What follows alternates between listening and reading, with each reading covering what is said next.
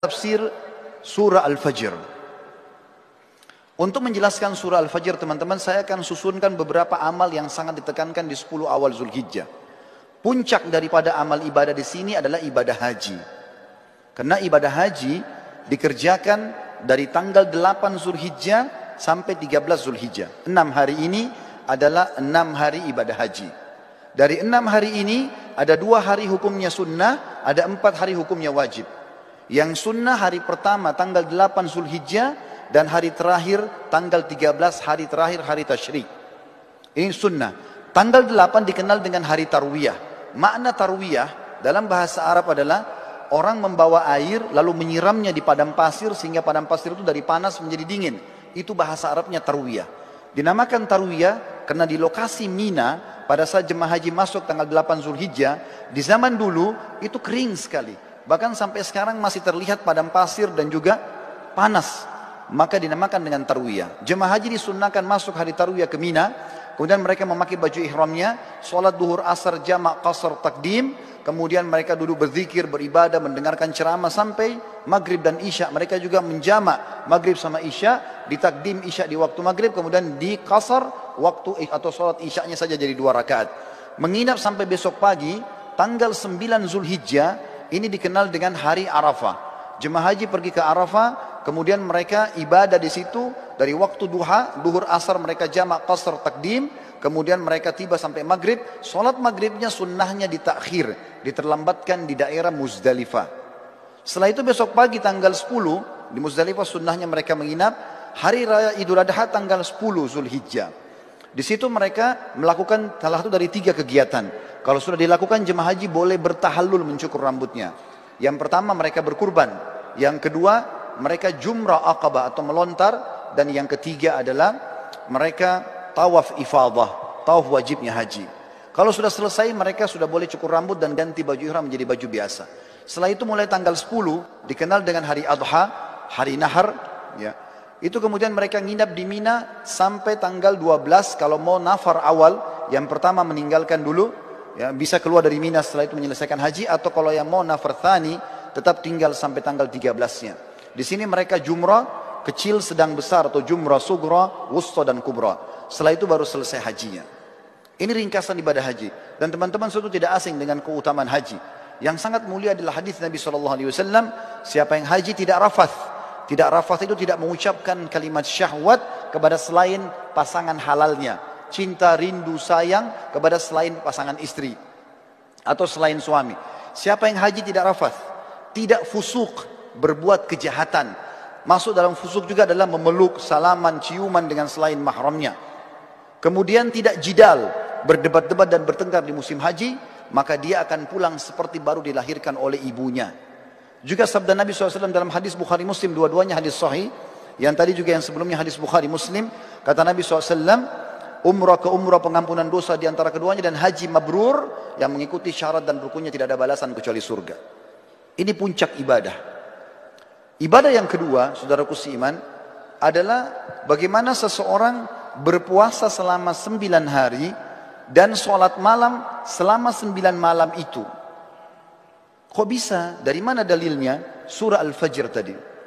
Allah berfirman, saya ulangi kembali ayatnya, A'udzu billahi minasyaitonir rajim wal fajr. Demi waktu subuh. Saya tafsirkan sekarang. Waw ini teman-teman dikenal dengan waw kasam dalam Al-Quran.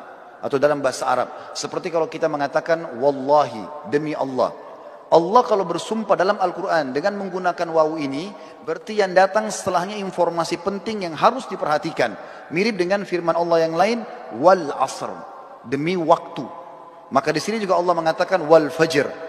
Fajr teman-teman, kalau tidak pakai alif lam dalam bahasa Arab, maka terjemahannya waktu subuh. Tetapi dalam bahasa Arab ada lagi sebuah retorika yang, atau dalam grammar bahasa Arab namanya alif lam mu'arraf. Alif lam memperkenalkan sesuatu. Misal begini, kalau saya sedang janjian dengan seseorang di masjid ini misalnya, saya mengatakan, ayo kita janjian ketemu di masjid Az-Zikra. Contoh, kalau saya dengan teman saya tidak mau lagi menyebut nama masjid Az-Zikranya, saya cukup mengatakan, ayo kita ketemu di Al-Masjid. Alif lam ini dalam bahasa Arab sudah menutupi nama tempat yang sedang jadi target. Contoh yang lain, orang Arab kalau mengatakan rajulun, seorang laki-laki, belum jelas siapa dia, maka mesti dijelaskan nama dia siapa baru bisa lengkap dalam retorika bahasa Arab. Tapi kalau saya sama teman saya sudah tahu siapa yang kami maksudkan laki-laki siapa, cukup kami mengatakan, ayo kita ketemu dengan ar-rajul pakai alif lam. Allah di sini teman-teman menggunakan alif lam ini, wa al-fajr. Kalau Allah bilang wa fajr, demi subuh, maka subuhnya terbuka sepanjang tahun. Tapi ternyata ada yang Allah inginkan di sini. Wa al-fajr, berarti demi subuh tertentu yang Allah inginkan, kejarlah itu. Dan umumnya ulama tafsir mengatakan ini adalah subuh hari raya Idul Adha. Dan dari sini ulama tafsir hampir seluruhnya sepakat mengatakan Idul Adha lebih afdal daripada Idul Fitri. Setelah sholat Idul Fitri, tidak ada ibadah khusus yang diperintahkan. Kalau ada orang mau silaturahim, orang mau ketemu sama temannya, mau ziarah, apa saja, mau lakukan kegiatan-kegiatan positif, boleh saja. Tapi setelah sholat Idul Adha, ada ibadah khusus. Allah katakan dalam ayat lain, A'udzubillahi minasyaitonir rajim, fasalli li rabbika wanhar. Salatlah hai Muhammad Idul Adha itu, dan berkurbanlah setelahnya. Maka Idul Adha adalah lebih afdal daripada Idul Fitri. Walaupun kita kadang-kadang lebih merapengan Idul Fitri di negara kita. Tapi ini makna tafsir Al-Fajr. Lalu Allah bilang di ayat kedua, walayalin ashr. Waw ini saudaraku seiman, dalam bahasa Arab dikenal dengan waw ataf. Penyambung hukum ayat sebelumnya. Apa yang berlaku sumpah Allah di ayat pertama, berlaku juga pada ayat kedua. Artinya, dan kejar juga dirikan sholat malam di 10 malam berturut-turut sebelum subuh itu. Berarti di sini teman-teman sekalian, Allah Subhanahu wa taala memerintahkan kita untuk menghidupkan malamnya ya di 10 awal bulan Zulhijjah. Sementara ibadah puasanya tadi yang saya katakan diambil oleh para ulama dari hadis Bukhari, kalau amal-amal soleh lebih baik daripada jihad, dan termasuk amal soleh adalah puasa mutlak namanya. Kemudian Allah tekankan masalah haji di ayat ketiga, wasyaf'i wal watr, dan fokuslah ibadah di tanggal 8 dan tanggal 9. Maksudnya 8 hari tarwiyah tadi dan 9 hari Arafah.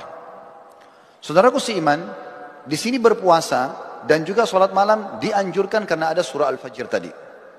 Ibadah yang selanjutnya yang sangat ditekankan adalah berkurban. Dan ini diikutkan dengan sholat Idul Adha sebelumnya. Sesuai dengan firman Allah SWT, fasalli li rabbika wanhar. Sholatlah hai Muhammad Idul Adha dan berkurbanlah setelahnya. Lalu setelah itu masuklah ibadah-ibadah umumnya yang diperintahkan di dalam agama kita yang kita bisa kerjakan. Tapi yang kita ingin simpulkan teman-teman sekalian, setiap amal yang kita kerjakan dari awal Zulhijjah sampai akhir atau sampai 10 Zulhijjah itu akan mengalahkan pahala jihad.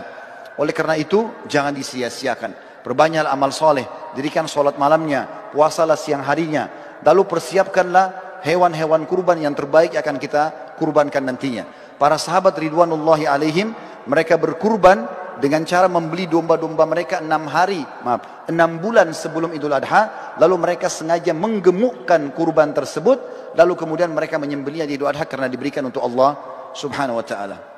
Berhubungan juga dengan masalah ini, sebelum saya menutup khutbah ini, perlu ditekankan tentang masalah Idul Adha. Selain sholatnya yang sudah masyhur 2 rakaat yang kita kerjakan dengan khutbahnya, tapi kurbannya yang perlu digarisbawahi. Kurban ini teman-teman terdiri dari 3 jenis hewan yang sudah masyhur. Kambing sama domba umurnya setahun minimal, kemudian sapi kurang lebih 2 tahun, dan unta minimal 5 tahun.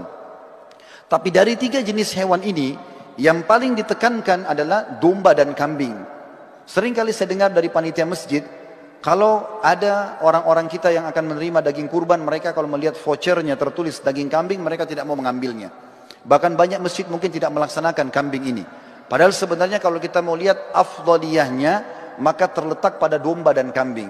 Dalilnya adalah, yang pertama, Nabi Ismail alaihissalam pada saat tidak jadi disembelih oleh Ibrahim, kira-kira diganti apa oleh Allah? Jawabannya jelas, diganti dengan domba. Allah sebutkan dalam Al-Quran. Kemudian yang kedua, hadis Bukhari menjelaskan, baginda Nabi SAW beliau berkurban dengan 65 ekor domba atas nama beliau sendiri. Beliau menyembelih 15 ekor dengan tangannya yang mulia, kemudian 4 atau 50 ekor dilanjutkan oleh Ali bin Abi Thalib radhiyallahu anhu. Berarti memang domba ini adalah hewan yang sangat dianjurkan, dan termasuk sunnah Nabi SAW selain menyembelihnya juga memakan sebagian dagingnya. Beliau pada saat selesai berkurban, beliau mengatakan idrib li sahma, kosongkan atau lowongkan untukku sebagian daging tersebut. Maka Nabi SAW pun mengkonsumsi itu. Dan kambing ini teman-teman sekalian, sebagai penutup dalam khutbah kita, adalah hewan yang kalau dimakan dengan diniatkan ini adalah perintah agama bisa mendapatkan pahala. Yang pertama, dalilnya adalah hadis Bukhari menjelaskan Nabi SAW sangat gemar memakan paha kambing. Jadi kalau ada persepsi mengatakan kambing itu adalah hewan atau makanan orang Arab, ini keliru. Tapi dia adalah makanan umat Islam. Karena memang Nabi SAW sangat gemar dengan paha kambing. Yang kedua, berhubungan dengan dalil ini adalah akikah. Kita tahu setiap muslim kalau punya anak laki-laki, sembeli 2 ekor kambing. Kalau anak perempuan 1 ekor kambing. Ini berlaku baik itu muslim Arab, baik itu muslim bule, baik itu muslim dari Afrika, baik muslim dari Asia Tenggara atau orang Melayu. Sama saja, anak laki-laki 2 ekor kambing, anak perempuan 1 ekor kambing. Dan sunnahnya, dalam hadis Bukhari Muslim juga dijelaskan, waktu Hasan dan Husain radhiyallahu anhum lahir, baginda Nabi SAW memerintahkan agar Ali bin Abi Thalib radhiyallahu anhu menyembelih domba untuk Hasan, kemudian berkata, hai Ali, bagikanlah dagingnya kepada kaum muslimin, tetangga-tetanggamu, dan ambillah sebagian untuk dimakan. Sunnahnya membagi sampai 1/3. Berarti di sini teman-teman, kambing itu domba dianjurkan untuk dimakan. Karena dalam akikah tidak bisa diganti dengan hewan lain. Dan yang ketiga adalah Idul Adha, di mana sudah saya jelaskan tadi, kalau Ismail AS digantikan oleh Allah dengan domba, begitu juga Nabi SAW menyembelih dengan domba. Tentu menyembelih sapi boleh, menyembelih unta boleh. Tapi kalau kita mencari afdaliyahnya, maka kita akan melihat dalil-dalil ini menunjuk atau mengerucut kepada kambing.